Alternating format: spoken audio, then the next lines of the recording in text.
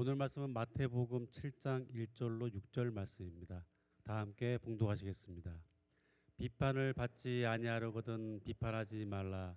너희가 비판하는 그 비판으로 너희가 비판을 받을 것이요 너희가 헤아리는 그 헤아림으로 너희가 헤아림을 받을 것이니라. 어찌하여 형제의 눈 속에 있는 티는 보고 내 눈 속에 있는 들보는 깨닫지 못하느냐. 보라, 내 눈 속에 들보가 있는데 어찌하여 형제에게 말하기를 나로 내 눈 속에 있는 티를 빼게 하라 하겠느냐. 외식하는 자여, 먼저 내 눈 속에서 들보를 빼어라. 그 후에야 밝히 보고 형제의 눈 속에서 티를 빼리라. 거룩한 것을 개에게 주지 말며 너희 진주를 돼지 앞에 던지지 말라. 그들이 그것을 발로 밟고 돌이켜 너희를 찢어 상하게 할까 염려하라. 자, 오늘은 마태복음 23번째 시간, 울며 기도하지 않았다면 비판하지 말라. 울며 기도하지 않았다면 비판하지 말라. 아마 이 제목 안에 하나님께서 주시는 말씀이 다 들어가 있지 않을까 싶습니다. 왜냐하면 우리가 이 땅을 살아갈 때 자연스럽게 나오는 것, 그것이 한 가지가 염려이고요. 또 하나 자연스럽게 나오는 게 가르쳐주지 않아도 나오는 게 비판이죠. 왜냐하면 우리 사회가 나눠지는 것이 다른 이유가 있는 것이 아니라 결국은 염려라는 것, 결국은 비판이라는 것, 이것이 사회를 나누고 분열시키기 때문입니다. 염려와 두려움이 있으면 자연스럽게 욕심이 내 안에 잉태하기 시작하죠. 왜냐하면 염려가 있으니까 조금이라도 갖춰야 되고 조금이라도 더 만들어야 되고 조금이라도 지쳐야 되고, 그러니까 이것들을 나누지 못하는 시간들이 되면 누군가는 함께 나눠 가져야지만 되는데 그게 안 되니 어떻게 돼요? 욕심이 생기잖아요. 다툼이 생기고 싸움이 시작되지 않습니까? 그러면 자연스럽게 나누어지면 어떻게 돼요? 그 상황을 이해하는 것이 아니라 서로 비난하고 비판하는 것을 서슴지 않게 됩니다. 그러니까 염려가 때로는 우리를 욕심으로 만들고 욕심이 싸움으로 이어지게 하고 그 싸움이 서로를 향한 비난과 비판이 되게 하고 결국은 그 일로 인해서 분열로 계속해서 귀결되는 것이죠.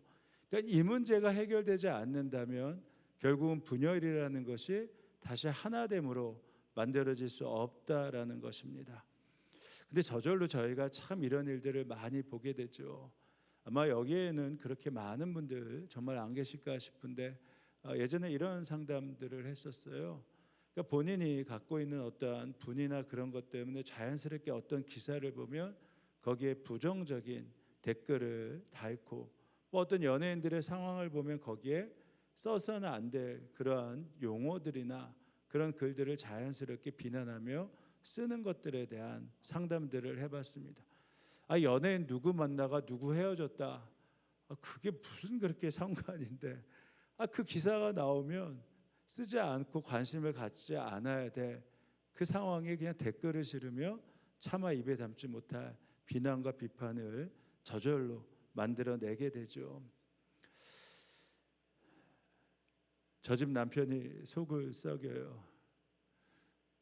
그러면 참 마음이 아프다 이러면 되는데, 아니 속을 썩을 이유가 있겠지. 아내가 이유가 있으니까 남편이 저렇게 속을 썩이겠지.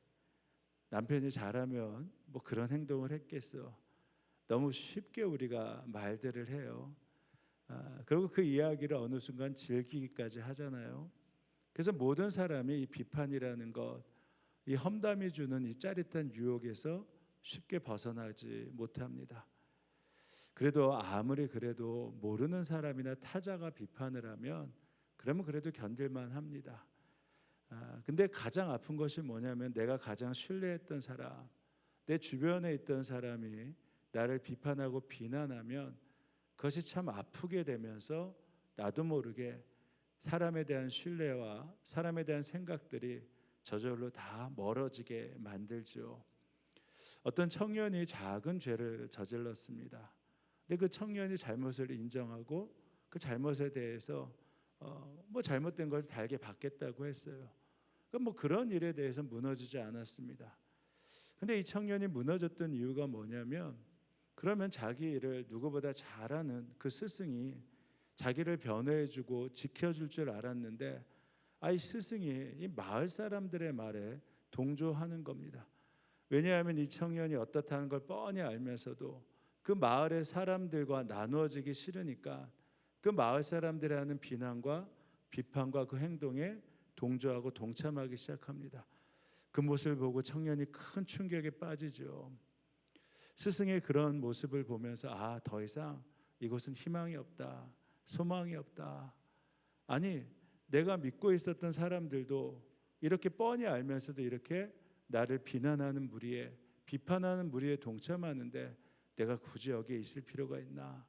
정신적인 어려움을 겪으면서 누구도 신뢰하지 못하고 믿지 못하는 그런 사람이 되어버리고 맙니다.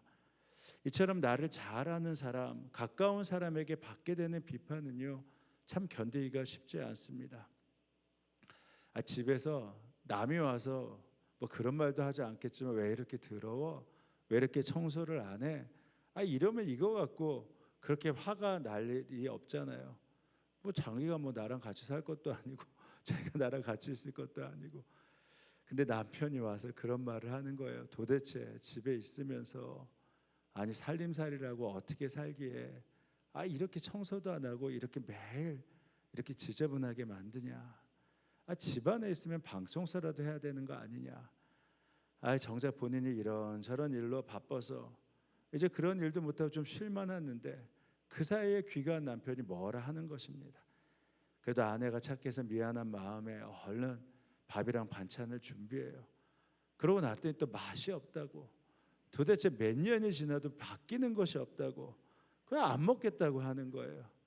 빨래는 왜 이렇게 냄새가 나냐고, 며칠에 한 번씩 이렇게 빨래를 빠냐고, 도대체 살림살이 하는 게 하나도 마음에 들지 않는다고, 당신이 이렇게 살림을 하니까 집에 들어오기가 쉽겠냐고. 모 교회 어느 권사님네 풍경입니다. 결혼해서 15년 동안 매번 이렇게 야단을 맞았대요. 처음에는 그런 남편을 보면서 이해도 안 되고 그러면서 어쩔 수 없이 살았는데, 그러다가 또 생각해 보니까 내가 잘못했나 해서 5년 동안은 고치려고 그렇게 노력을 했대요.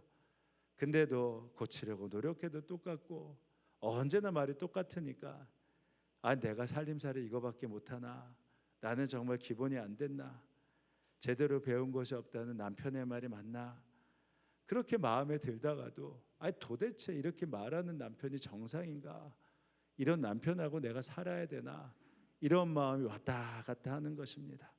진짜 이 사람 이상한 사람 아니야. 그래서 요즘에 우리 교회에서 매일 함께 해야 되는 미션 있죠. 존경합니다.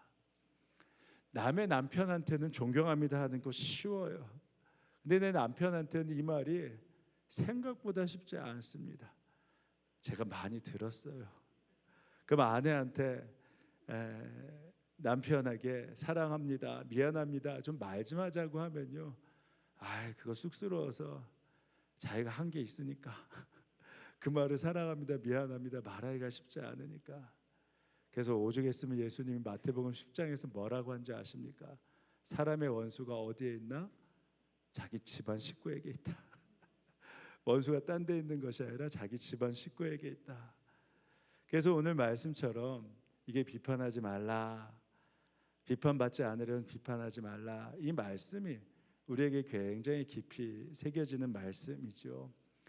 근데 또 그렇다고 해서 이 비판하지 말라라는 깊은 의미를 모르면 무조건 비판하지 말아야지, 무조건 참아야지, 어떤 경우에도 비판해서는 안 돼, 이렇게 생각을 합니다. 그러니까 그리스도인은 무조건 친절해야 돼, 무조건 그냥 그렇게 하지 말고 괜찮다고 생각해야 돼, 이렇게 말합니다. 심지어 다른 사람의 속을지라도 사람을 판단해서는 안 돼, 판단하는 거 아니야, 이렇게 말을 하죠. 근데 잘 들으세요. 그렇게 말하는 것은 기독교를 희화화, 우습게 만드는 것입니다.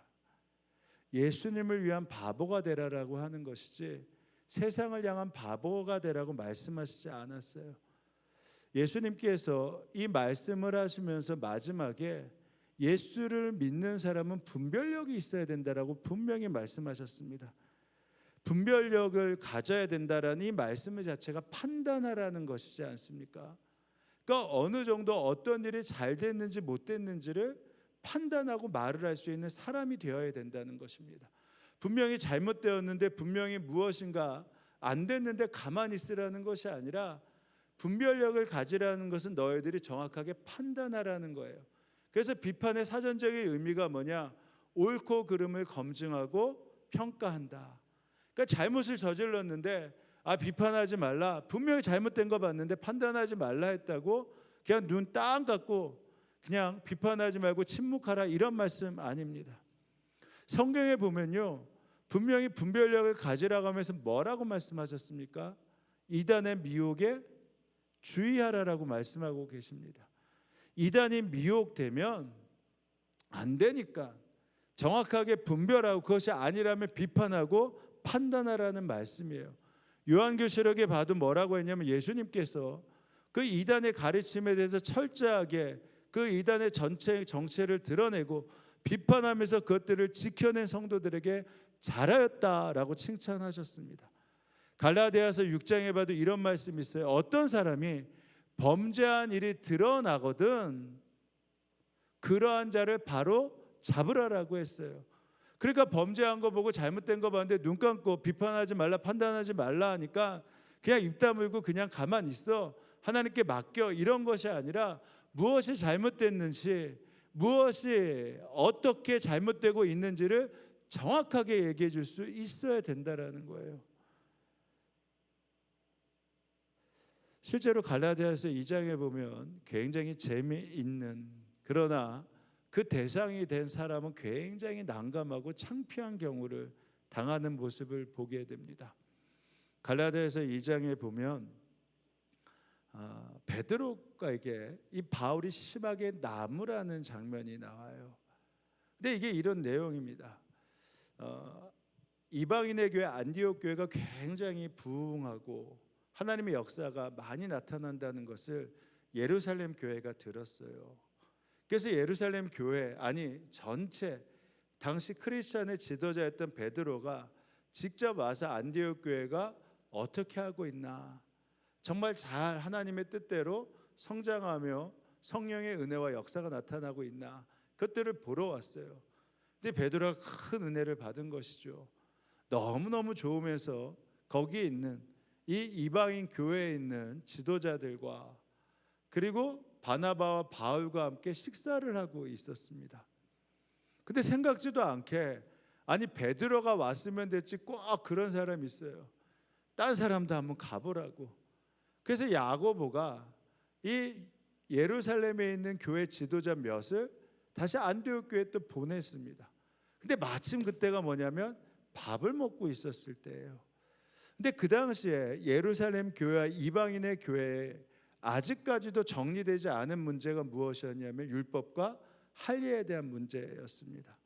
예루살렘의 교회에 있는 사람들은 너희들이 율법을 지켜야 돼, 너네들이 할례를 받아야 돼 라고 하면서 할례와 율법을 지키지 않은 이방인과는 밥을 먹지 말아야 된다, 이렇게 얘기하고 있을 때였습니다. 근데 그들이 갑자기 왔는데 아직 정리되지 않은 상태에서 베드로와 그리고 이방인 지도자들과 바나바와 그리고 바울이 함께 식사를 하고 있는 거예요. 베드로가 깜짝 놀랐죠. 아직 정리되지 않은데 밥 먹는 거 보면 이들이 가서 뭐라고 할 게 뻔하니까, 괜히 긁어부스럼이 될 것 같으니까, 그러니까 아예 그러다가 어떻게 하냐, 밥을 먹는 것을 멈추고 성문이 안 먹은 것처럼 일어나서 어깨를 쭉 이러고선 딴 데 가서 안 먹은 척합니다. 그러니까 그 모습을 보니까 바나바도 이거 이래서는 안 되겠다 하면 슬그머니 일어나는 거예요. 지도자들이 슬그머니 일어나고 있는데 그 모습을 보고 바울이 기가 막힌 겁니다. 아니 그동안에 베드로가 와서 예수 믿으면 된다, 십자가 복음이면 된다, 분명히 할례와 율법이 중요하지만 그래도 너희들이 예수 믿고 구원받은 게 맞다라고 했는데, 이들이 왔는데 꼭 율법을 행하지 않으면, 할례를 받지 않으면, 구원받지 않은 사람처럼 행동하면 그 다음에 어떻게 전할 수 있겠어요? 그 꼴이 뭐가 되겠습니까? 그러니까 그 자리에서 가고 있는 베드로를 향해서 면전에서 멈추시오 이러는 겁니다. 앉아서 밥 드세요 이러는 거예요. 그런데 게바가 안디옥에 왔을 때 잘못한 일이 있어서 나는 얼굴을 마주보고 어떻게 했다고요? 그를 나무랬다. 당신 그렇게 하면 안 됩니다. 비판하고 혼냈다라는 겁니다. 이게 말이 안 되는 경우예요. 말 안 되는 베드로는요, 당시 온 기독교의 수장입니다. 바울은 겨우 인정을 받으면서 이방인인 안디옥 교회에서 부목사 생활을 하고 있는 거예요. 근데 거기 면전에 대고 어떻게 이렇게 말을 할 수 있겠습니까? 왜냐하면 잘못된 것에 있어서는 잘못되었다고 말을 할 수 있어야 되는 것입니다. 그것이 목회자라도 장로님이라도. 뿐만 아니라 비판하지 말라라고 말씀하신 것은 예수님도 서기관과 바리새인을 보면서 그들의 이중성을 신랄하게 비판하면서 이야기하죠. 이 위선자들아, 율법학자와 바리새파 사람들아, 위선자들아, 너에게 화가 있을지어다. 너희가 회칠한 무덤 같기 때문이다. 겉으로는 안 그런 척, 겉으로는 깨끗한 척, 겉으로는 거룩한 척, 겉으로는 무엇을 위한 척하지만 너의 속마음은 다 너희들 위해서, 너희들이 대가 지불하지 않고, 너희들이 희생하지 않고, 너희들이 깨끗한 척하려고 그러면서 겉으로는 깨끗한 척하고 있지 않냐. 그러니까 뭐라 하면 뱀들아, 독사의 새끼들아, 너희들이 어떻게 지옥의 심판을 피하겠느냐. 그러니까 이 비판의 강도가요, 보통 강도가 아니에요. 그냥 저주를 퍼부으면서 그 사람들 앞에서 예수님이 우리도 참아하지 못할 말들을 그들에게 하고 있는 것입니다. 근데 왜 이렇게 했을까? 정말 저주를 받고 그리고 회칠한 무덤인데 독사의 새끼들이 되길 원해서 그랬을까요? 아니요. 그러니까 오히려 이런 비판을 가지고 너희들이 다시 회개하고 돌이키라고 말씀하신 것이죠. 그러니까 우리가 비판하지 말라 해서 비판하지 말라라는 것이 아니라 비판을 어떤 마음으로 해야 되나, 이것이 중요하다라는 거예요. 이 마음이 분명하면 그 비판은 얼마든지 할 수 있는 것이고 그것을 통해서 얼마든지 돌이킬 수 있고 바꿀 수 있다라는 겁니다. 그래서 1절을 다시 보면 세 번역에서는 이렇게 나왔어요. 조금 어감들이 달라 보이는데 너희가 심판을 받지 않으려거든 남을 심판하지 마라. Do not judge입니다. 심판을 받지 않으려거든 심판하지 말라. 이게 무게감이 다르잖아요. 비판한다라는 무게감과 심판한다라는 무게감이 굉장히 다릅니다. 너희가 심판을 받지 않으려거든 심판하지 말라. 그러면 이 심판할 수 있는 분이 오직 누구라는 거예요? 하나님이라는 거잖아요. 그러니까 너희들이 심판을 하려면 어떤 마음을 갖고 있어야 된다? 하나님의 마음, 너희들 안에 죄에 대한 마음, 너희들이 비판을 할 때 이것이 나에게 하나님 앞에서 온전히 거룩하고 온전한가? 내 생각과 내 뜻이 아니라 하나님의 뜻 가운데서 그것을 온전히 비판하고 말하는 것인가? 그것들에 대해서 분명하게 판단하고 난 다음에 하나님의 마음이 분명하다면 판단하고 비판할 수 있다라는 겁니다. 그것이 아니라 그냥 감정적으로 그냥 내 마음에 맞지 않기 때문에 한다라고 하면 그러면 너희들의 하나님의 마음이 되지 않기 때문에 너희들도 동일하게 심판받을 수밖에 없다. 그래서 이 동기에 대해서 정확하게 말씀하신 게 5절의 말씀이에요. 뭐라고 하냐? 외식하는 자여라고 했습니다. 서기관과 바리새인에게 외식하는 자들아 이렇게 얘기했는데 외식하는 자라고 말씀하셨는데 그 대상이 다시 어디에 들어가냐면 구제를 잘하는 사람, 금식을 잘하는 사람, 기도를 많이 하는 사람, 그 사람들에게 예수님이 외식한다라고 했거든요. 왜? 자기가 금식을 하니까 금식하지 않는 사람 보고 너희들은 왜 이렇게 하지 않아? 구제를 많이 하는 사람이 구제하지 않는 사람 보고 너희들은 왜 구제하지 않아? 금식을 많이 하고 그러고 나서 하나님 앞에 기도를 하지 않는 사람이 자기가 기도를 하기 때문에 너희들 왜 기도하지 않아? 이렇게 말하면 외식이라는 겁니다. 그가 정말 금식하길 원할 때 마음에 어떤 마음이 있어요? 하나님의 마음으로 이 사람이 정말 다시 금식해야지만 일어날 수 있는데 라고 했으면 그러면 그것은 옳다라는 겁니다. 근데 나는 이렇게 하니까 너희들은 왜 이렇게 안 해? 예배를 드리는데 왜 이렇게 예배를 안 드려? 라고 했을 때 그 사람이 정말 예배를 드려야지 다시 믿음이 회복될 수 있어. 그 사람이 기도를 해야지 다시 일어날 수 있어. 라는 하나님의 마음으로 예배해야 됩니다. 기도해야 됩니다. 이렇게 하는 것이 아니라 우리는 아는데 당신은 그래도 장로인데, 당신은 그대로 권사인데, 당신은 집사인데 왜 예배하지 않습니까? 라고 한다면 정말 그를 사랑하는 마음으로 하는 것인지,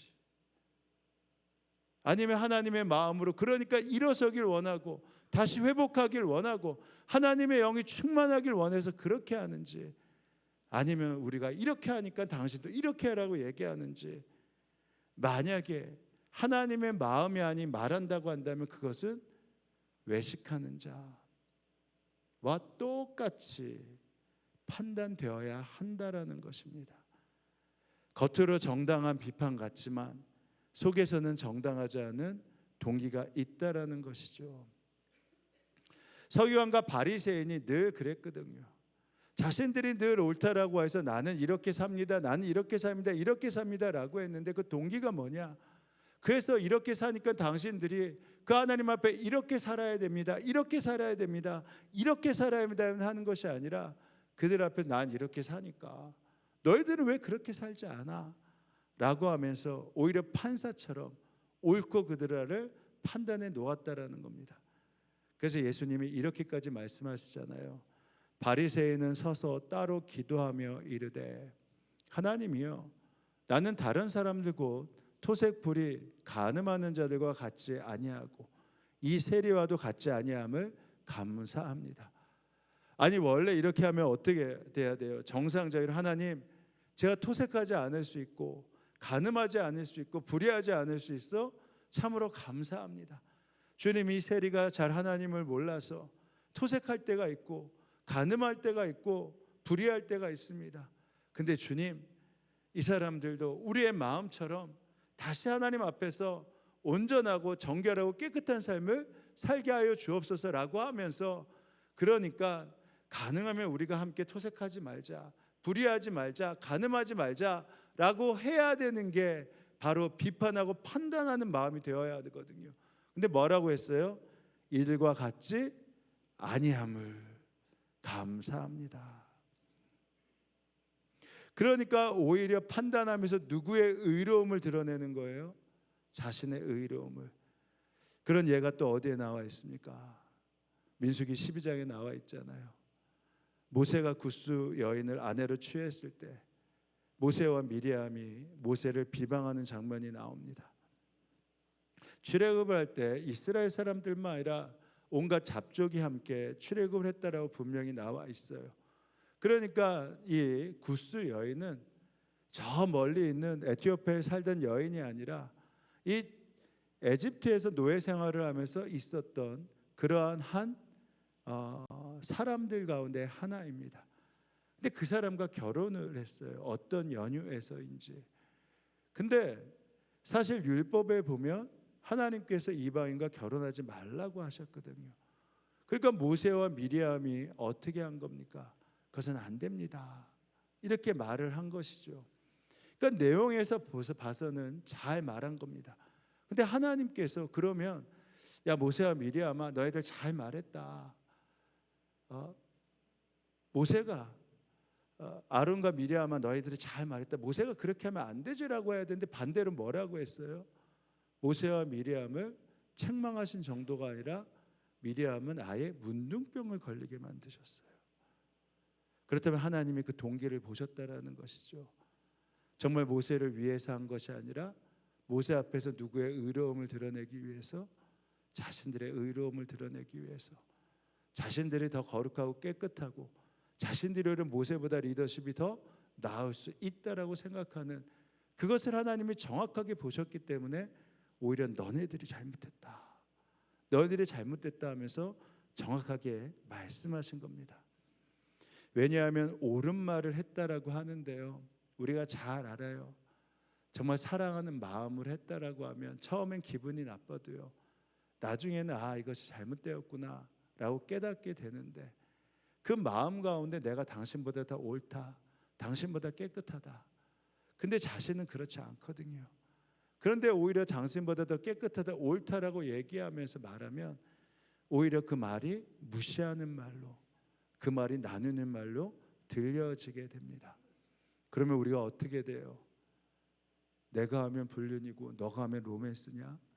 그러면서 네로블람, 이것이 바뀌지 않아 가죠.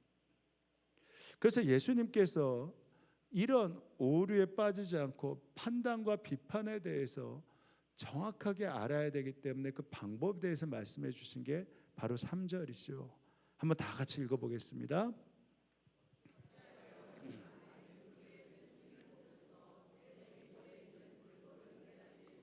4절이요.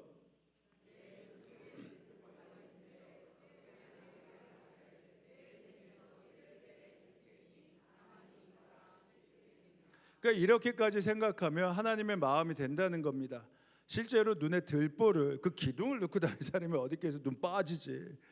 근데 예수님께서 이렇게 말씀하신 것이 우리의 성향을 알기 때문이죠. 이런 말을 할 때 먼저 나는 어떤가? 나는 그 말을 할 자격이 있나? 그 말을 한 자는 죄는 있지 않는가? 그 마음에 대해서 나는 분명한가?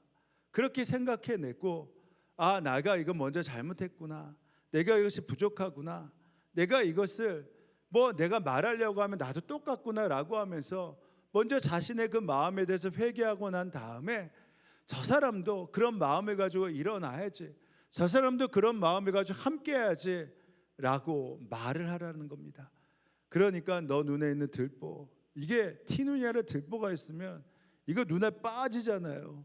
그런 마음으로 생각해야지만 하나님의 마음이 부어지고 그때 그것이 온전한 판단, 그를 세울 수 있는 마음이 된다라는 것입니다. 그렇다면 이 심판하는 마음, 그래서 어떻게 하나하나 벗어날 수 있을까? 웨슬리가 이 부분을 가지고 설교한 부분이 있는데 아주 간단하게 3가지를 말씀해 주셨어요.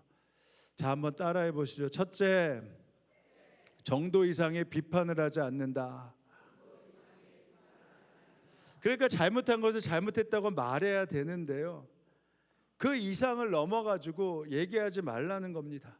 그 사건에 대해서는 얘기하지, 그 전에 있었던 것까지 다 모아가지고 그렇게 비난하고 심판하고 정죄한다고 하면 오히려 누가 묵게 수 없는 죄에 빠진다는 겁니까?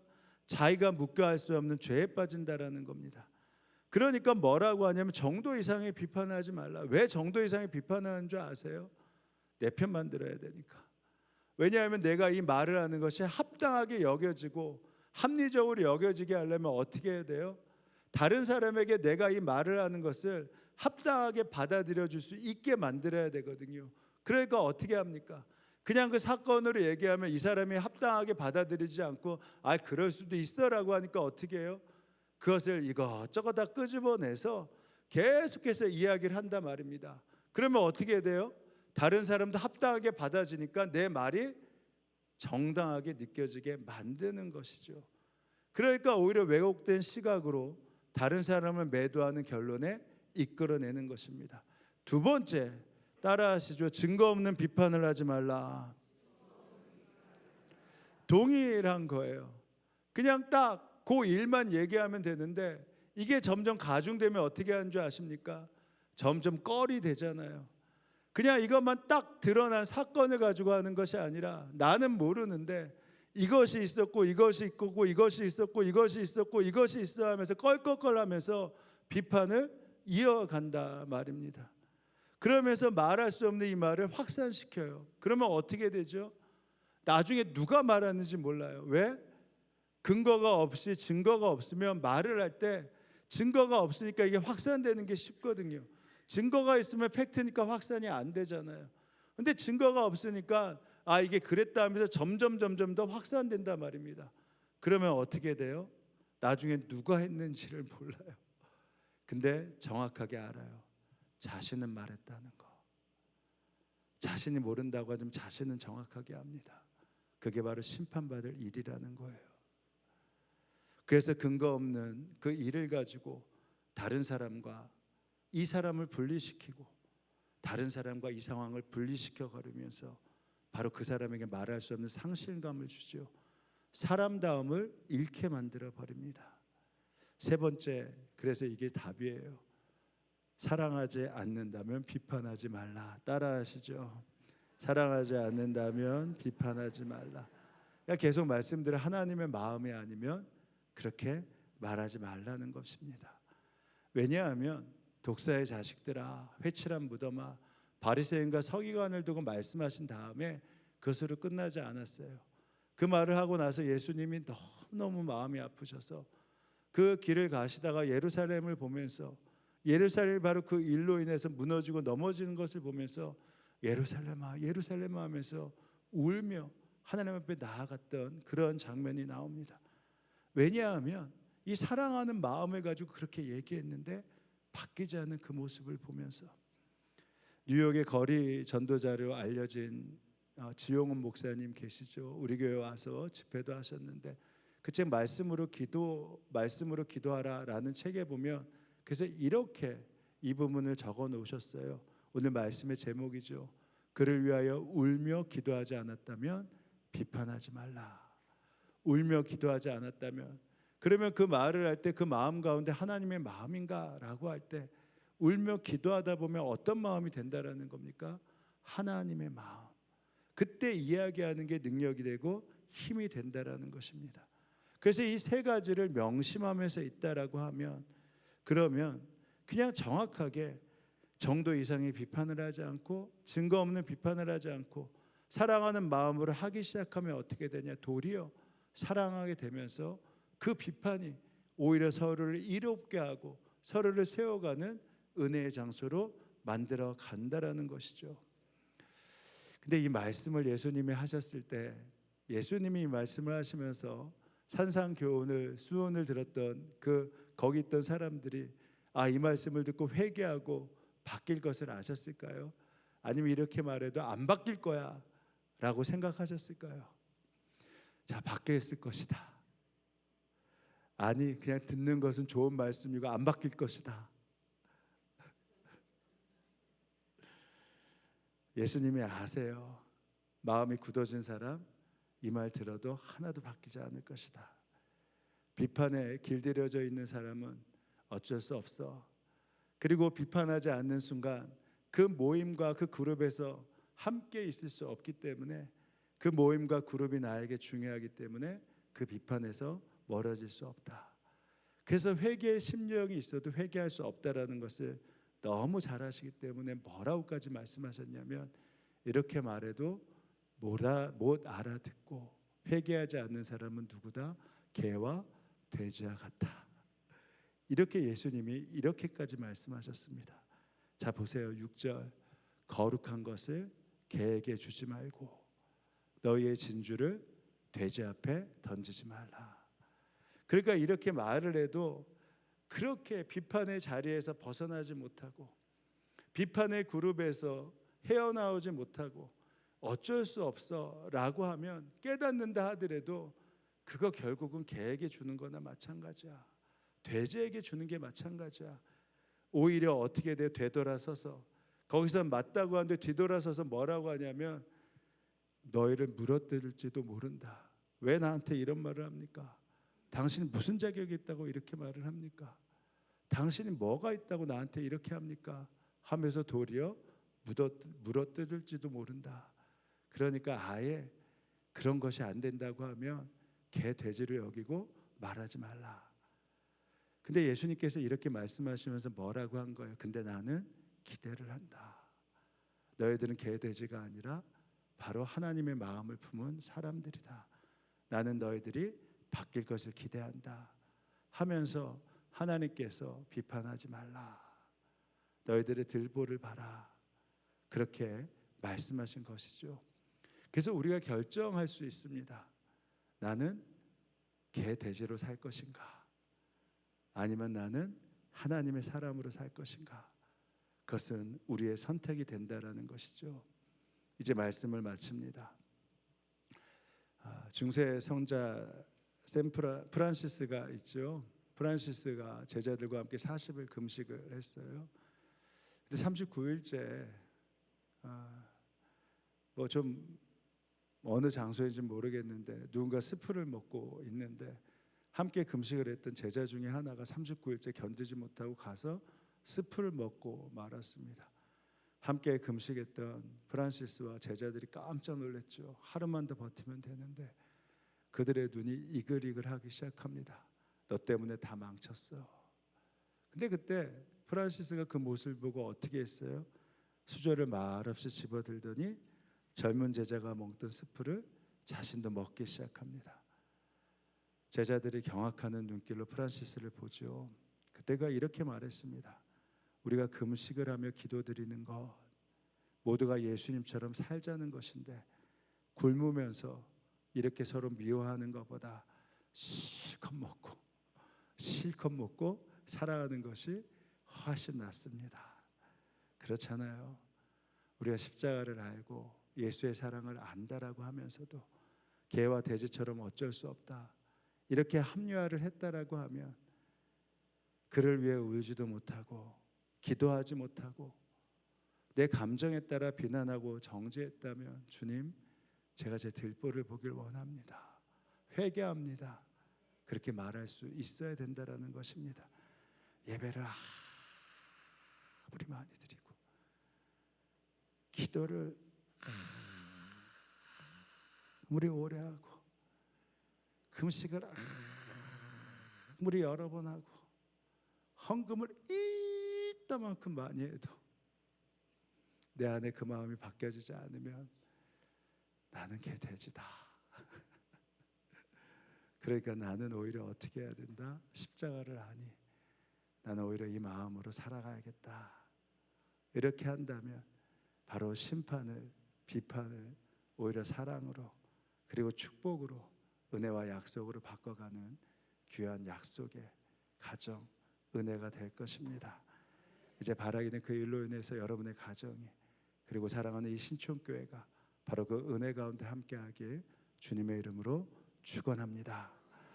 이제 기도하실 때 이렇게 기도합니다. 주님 제가 천국 백성입니다.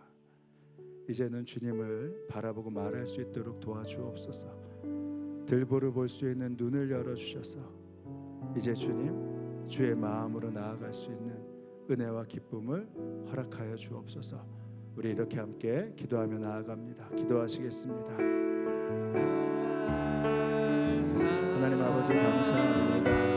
하나님의 은혜와 역사 하나님의 은혜와 사랑 하나님의 축복과 기쁨들을 우리가 누리길 원합니다.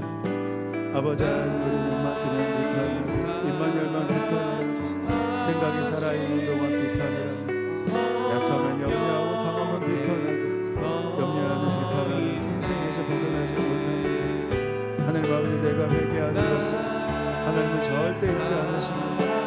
하나님 앞에 드리는 회개와 기도가 헛것이 될 수 없습니다. 바라기는 심판을 주님 아버지 이제 심판으로 바꾸는 미련한 자가 아니라 기도로 바꾸고 사랑으로 바꾸는 그리스도인이 되게 하셔서 그 은혜와 역사를 마음껏 누릴 수 있도록 인도하여 주옵소서. 그 축복과 은혜의 시간들을 누리게 하여 주옵소서. 은혜와 사랑이 충만하신 아버지 하나님, 우리는 눈만 뜨면 비판을 하고 입만 열면 비판을 하고 생각이 살아있는 동안 비판을 합니다. 약하면 염려하고 강하면 비판하고 염려하고 비판하는 인생을 벗어나기가 쉽지 않습니다. 비판의 주체는 심판자이신 하나님일 뿐인데 그것을 모르고 그저 내 감정과 내 생각대로 비판했던 우리의 죄를 용서하여 주옵소서. 주님 바라기는 이렇게까지 말씀하셨는데 어떠한 일이 일어나도 개와 돼지와 같은 인생을 살면서 눈먼 자로 인생을 마감하지 않게 하시고 내 눈에 들보를 뺀 후 사랑을 가지고 기도하며 형제의 티를 보고 충고하게 하셔서 내 눈에 들보를 빼고 회개했을 때 바로 그 충고와 비판이 거룩한 은혜와 사랑과 회복으로 이끌어지게 하여 주옵소서. 그래서 내 눈에 들보를 빼어 내어서 바라기는 내 아내가 내 남편이 내 자녀가 사랑과 존경으로 바라봐지게 하시고 무엇보다 이 신촌교회 안에 들보를 빼어내는 은혜로 주님을 향한 기대가 불일 듯 일어나게 하여 주옵소서. 전 세계가 전쟁으로 참혹한 가운데 목숨을 잃습니다. 주님 지켜 주옵소서. 주님 극심한 호우로 많은 우리 국민들이 수재로 인한 많은 어려움을 겪습니다. 이 재난이 빨리 회복되게 하여 주옵소서. 북한을 위해 기도합니다. 서로의 체제를 인정한다는 그 말도 안 되는 불안정한 평화가 아니라 모든 사람에게 자유가 선포되는 자유민주주의 체제로의 통일이 준비되게 하여 주옵소서. 전 세계에 흩어진 선교사님들을 보호하여 주시고 그 자녀들을 책임져 주시고 오늘도 주님께 감사하여 허락하신 것에 일부를 떼어 봉헌합니다.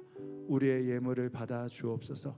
감사드리며 예수님의 이름으로 기도합니다. 아멘. 자, 우리 다 함께 일어나셔서 믿음으로 선포하는 겁니다.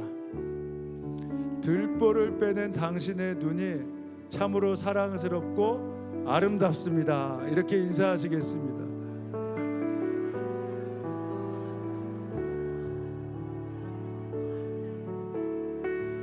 자, 우리 찬양하며 나갑니다. 주님이 나를 사랑하십니다. 날 사랑하실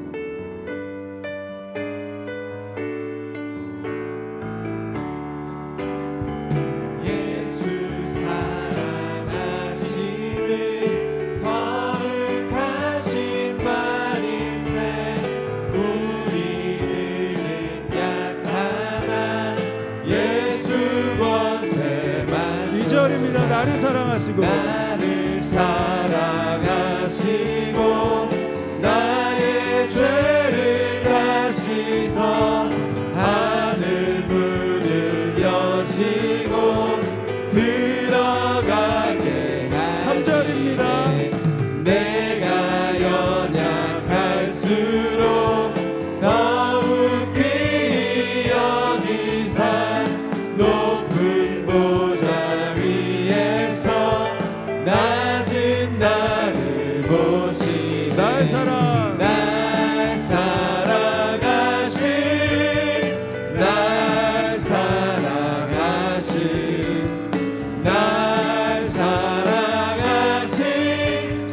성경에 써있네.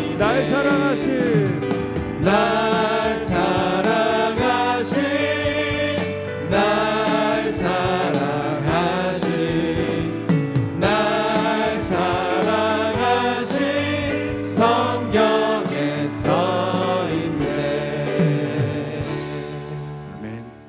지금은 성부 성자 성령 삼위일체의 하나님의 은혜와 약속이 이 예배 함께한 성도들 머리머리 가운데 그들의 일터와 가정 가운데 지금으로부터 영원히 함께하옵시기를 간절히 축원하옵나이다. 아멘.